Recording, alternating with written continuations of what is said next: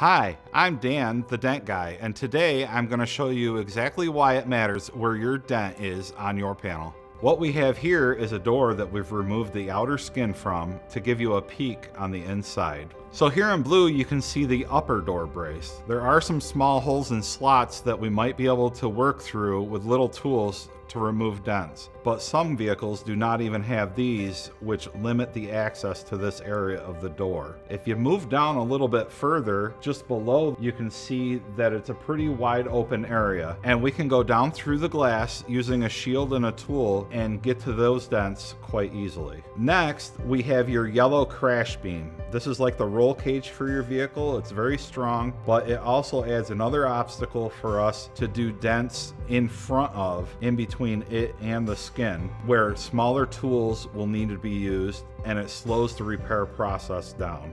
And then just below the brace, if you have anything in this area, it may be required to actually remove the interior trim panel, a speaker, or sometimes even pull the door off so that we can go through a wiring harness access point to do your repair. And then as you see in the red here, this is the flange where the outer skin is bent around. The problem with this is that it is 3 layers of material that we have to work through to do the repair. It adds time and difficulty to the repair process. You can find us on the web at thedentguy.com.